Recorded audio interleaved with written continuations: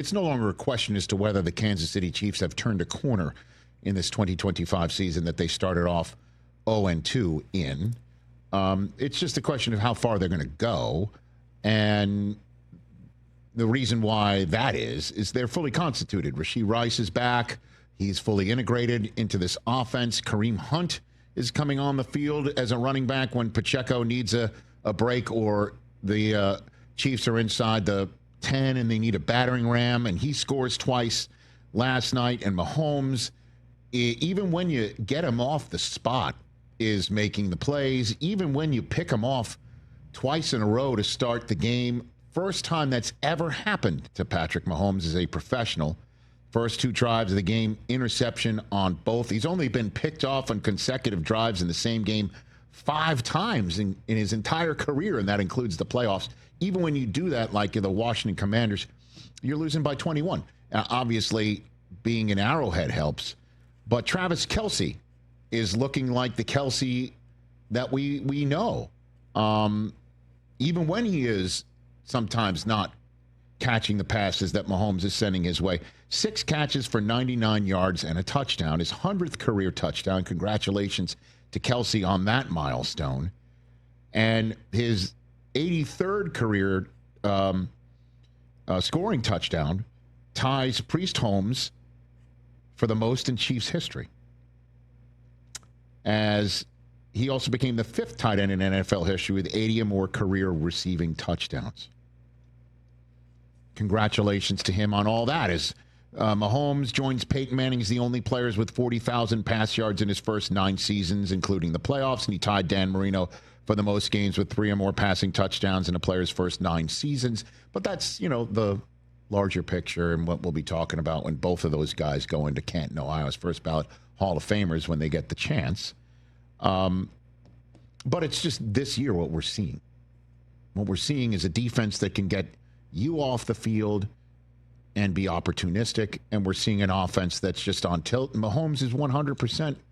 I mean, in terms of quarterbacks from start to finish this season, in the mix for Offensive Player of the Year, because Jonathan Taylor is the MVP, right? Yeah, it's now a race for Offensive Player of the Year. Sure, I like that. I think we're gonna go with it at this point in time until further notice.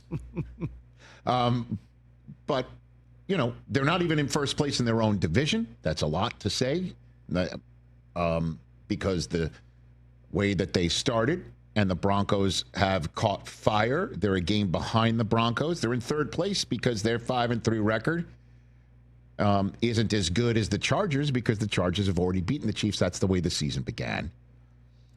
And then, the rubber begins to meet the road now for Kansas City. They're at Buffalo.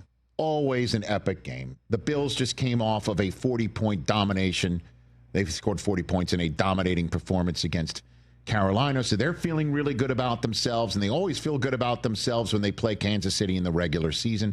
Chiefs get a bye, then they're at Denver and home for Indianapolis before they visit Dallas on Thanksgiving, and a Houston home date before they see the Chargers again. So what I'm saying right now is corner turned, check that box. How far are they going to go? The next 6 weeks will decide whether they can actually host games in Arrowhead or not. And if they go on the road in the playoffs, can they do what they did a couple years ago, which is go on the road in the playoffs? Doesn't matter. They make the Super Bowl and win it anyway, because they certainly have those horses. They certainly have them. I'm not telling any tales out of school on that. No, sir. And right now, if the playoffs began now, the Chiefs would be the 7th seed going to New England. And I proffer to say that's probably not the first home playoff test you'd want Drake May to have. I don't think that's who they want to see. That would be who the Chiefs are talking about. Yeah, Very good. They don't want to see Drake but May. I mean, you take a look at everyone else. The Chiefs over the last month have played better football than the Chargers, the Bills, the Steelers. I don't think this is the order. On Overreaction Monday, I said, look, the 7 teams in the NFC, that's lock. I don't think these are the 7 that are going to be in the AFC. Well, and the only pushback I would give on that is I think the Patriots, you do make it. I think the Chargers, Bills, Chiefs, Broncos, and Colts make it. I just don't know if the Steelers are. Agree. That's the one I would say, and the one that's not even on the screen is sniffing it as we call it here on the Rich Eisen Show. It's not in the hunt. You're sniffing it. And the it is the playoffs, just so everyone understands. We're a kid-friendly show. Absolutely. The Ravens at 2-5 are the team that I would peg as the one to run down the Steelers, who have the Colts in their house this weekend. They're going to have to go on a heck of a run, though. And they will. I don't think the Chiefs will be the 7th seed. I think the Chiefs can win the division. And if they beat the Colts in a couple of weeks, have a shot at the 1 seed again. That's how well they're playing. I mean, Rashee Rice is just beginning to scratch the surface. And you're wondering about how you could still work in Juju Smith-Schuster. Check that box. Kareem Hunt, check that box. They were all doing work last night. Hollywood Brown, Xavier Worthy, look out. Look out. Guys, I picked the Chiefs to win the Super Bowl, so I mean. So did I, against the Lions, by the way. That's pretty much it then. Like, I already said it. So, yeah. I mean, my pick's looking pretty good too. Which is? Green Bay. Green Bay. And I had them in the Super Bowl against the Chiefs. Who did you have in the AFC? The Ravens? The Ravens. I'm not counting them out. I think they're still, it's like they're hanging out behind. They're at the end of the track, but they're going to make some moves like Lightning McQueen and get themselves McQueen. Again, with the Baltimore Ravens, they're in a big predicament when you're 2-5. I have the stats here. When you are 2-5, do I have that here? Yeah, when you're, well, I don't have that here, but when you're no, I do have it. When you're 2-5 since 1990, 6.3% of the teams that were 2-5 made it. 11 out of 174. When you're 3-5, that pops up to 10.4% if they beat the Miami Dolphins. Yeah. And then I do not have 4-5 here, but we will endeavor from our friends at NFL Network Research shortly on that front. So I'll probably have that stat for you tomorrow. So it's improving with each passing week. Certainly, if you win the division, then you have a home date.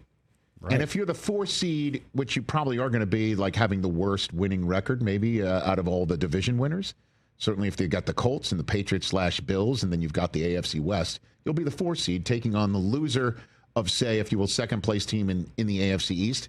You might have the Bills coming in, or the West. You might have the Chargers or the Chiefs or the Broncos coming in. Right. The Ravens playing as well as they have to win the division. Don't count them out. And I know I went higher register on that. A little bit. Just winning last week changes a lot of things. It sure does. If they lose that game, are they trading Derrick Henry? Are they sitting Lamar for an extended period of time? I hear you. That really changed their season. Hey, you made it all the way to the end. Thanks for that. Check us out every single day streaming live on Disney Plus and the ESPN app 12 to 3 Eastern.